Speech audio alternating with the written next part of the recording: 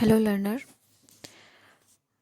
So let's start to study about new topic. Today's topic is Oedogonium. In this topic we are going to study about their diagram, introduction, systematic position, occurrence, thallus structure, cell structure, reproduction, which are vegetative, asexual and sexual type, their life cycle, nutrition and their economic importance. So let's start to study about Oedogonium. General characters of Oedogoniums are they are freshwater forms present in permanent water bodies. They has long colorless setae with swollen bases. They exhibit apical basal polarity which is maintained even if the filament breaks up and becomes free floating. And what are their systematic position? So its class is Chlorophyceae. It belongs to order Oedogonial and its family is Oedogoniaceae. Now come to the occurrence. So their occurrence are it is most common genus of Oedogonials. It is freshwater filamentous alga with more than 400 species. They are present in permanent water bodies of water like ponds, lakes, shallow tanks. The filaments are attached to rocks, logs, etc. or they are epiphytic or on aquatic plants and other algae. Some of them are terrestrial and growing on moist soil, and in India more than 200 species are found.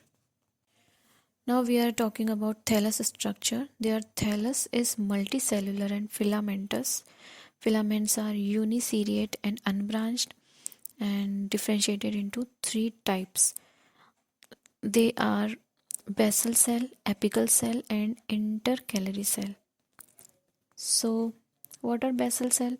It is lowermost cell of filament, long and narrowed towards basal end, where it expands to form simple disc-like, multi-lobed or finger-shaped projections. It is colorless and performs function of fixation to the substratum and is called Holdfast. Now what are apical cell? Apical cell is uppermost cell of filament.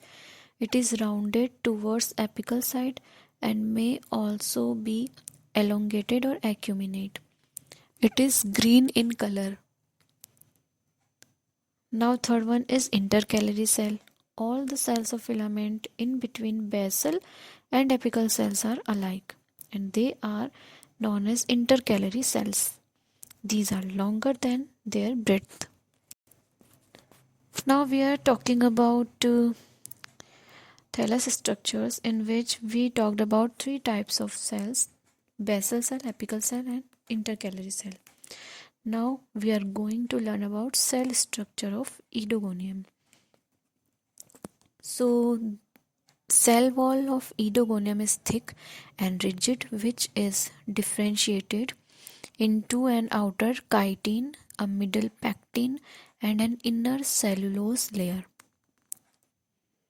Chitin, pectin and then cellulose layer. Cell membrane is present which encloses protoplast, center of cell having a large vacuole. Protoplast forms a thin layer in between central vacuole and cell membrane.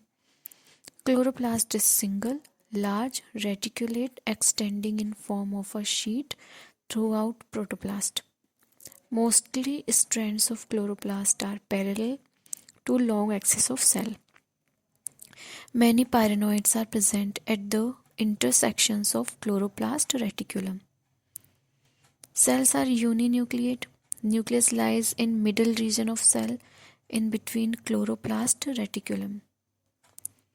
Its characteristic feature is distinctive ring-like scare at the distal end of some cells. At the time of cell division, what happened? A band form apical cap, and the cell with apical cap is known as cap cell. So these are the cell structure of Oedogonium. Now come to the point, growth and cell division. So how growth and cell division occur in Oedogonium? Growth takes place as a result of division in intercalary cells. All cells of filament except holdfast and apical cell are capable to divide, but divisions are confined to only few cells.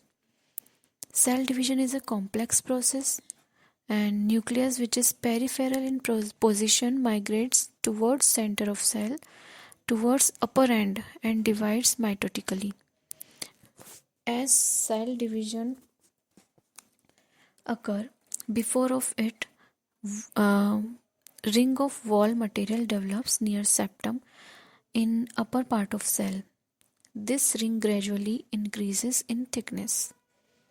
During telophase, unattached floating septum laid down between two daughter nuclei, which develops due to continuous accumulation of vesicular material from cytoplasm.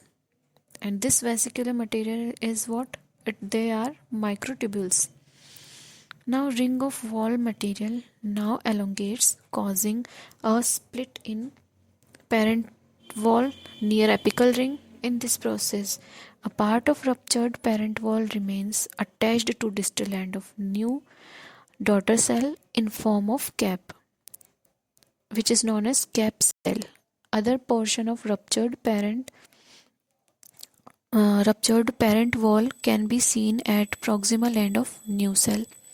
Now, floating septum gradually migrates towards the base of daughter cell and develops into a mature cross wall. Each cell division results in formation of an apical cap. Number of apical caps in a cell indicates number of times it has divided.